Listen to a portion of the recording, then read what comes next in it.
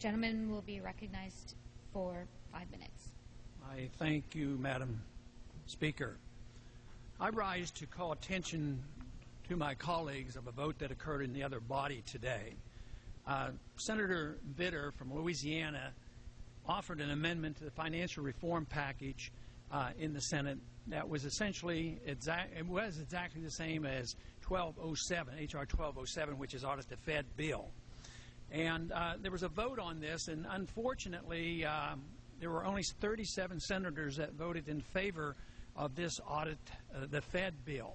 This is rather sad because it is already in the House version of the financial reform bill. And in the House, we have 319 co-sponsors of this bill. So it's a very, very well accepted bill by a broad spectrum of both Republicans and Democrats.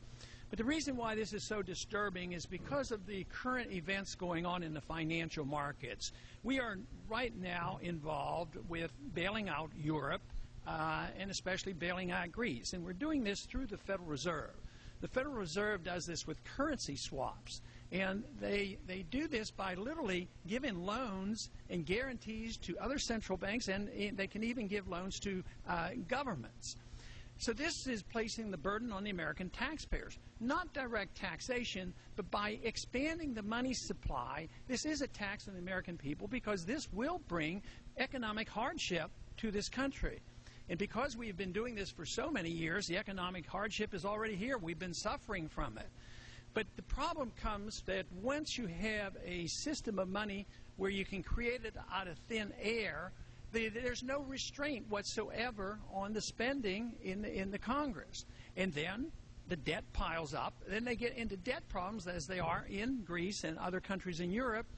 And how do they want to bail them out? With more debt. But what is so outrageous is that the Federal Reserve can literally deal in trillions of dollars. They don't get the money authorized. They don't get the money appropriated. They just create it, and they get involved in bailing out their friends that they have been doing for the last 2 years, and now they're doing it in Europe. So my contention is that they deserve oversight.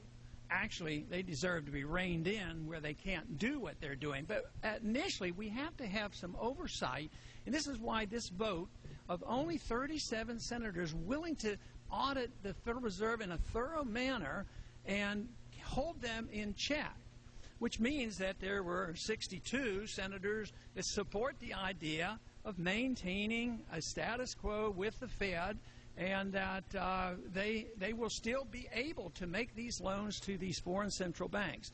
Now, what has this led to? It's led to tremendous pressure on the dollar. The dollar is the reserve currency of the world. We bail out all the banks and all the corporations. We've been doing this for the last couple of years to the tune of trillions of dollars. And even today, it looks like the dollar is strong on the international exchange market. People are frightened about what's happening throughout the world, and they're buying treasury bills, and they're buying dollars and holding dollars. But the real truth is the dollar is very, very weak, because the only true measurement of the value of the currency is its relationship to gold. For 6,000 years, gold has been the best measurement of the value of a country's currency. And in the 1970s, we were very much aware of what was happening. Our dollar was depreciated to gold at 18%, and it ushered in a whole decade of inflation. Prices going up 15%, interest rates up to 21%. And in the last 10 years, our dollar has been devalued 80% in terms of gold. That means literally that we have just printed way too much money. And right now we're just hanging on there. The world is hanging on the fact that the dollar still is usable. But the whole problem is our financial situation is no better in this country than around the world. There's just a greater trust in our dollar because we have a military machine, and we have an economic growth in this country which is greater than others. But quite frankly, it is quite weak. So we face a very serious crisis. To me, it's very unfortunate that we are not going to have this Audit the Fed bill passed in the Senate. It has been passed in the House. Possibly we can salvage this in conference and make sure that this occurs. But since the Federal Reserve is responsible for the business cycle and for the inflation and for all the problems that we have, It's so vital that we stand up and say, you know, it's time for us to assume the responsibility, because it is the Congress under the Constitution that has been authorized to be responsible for the value of the currency. Matter of fact, the Constitution still says it has not been amended, has not been changed, but only gold and silver is supposed to be used as legal tender. Not pieces of paper, not computer entries.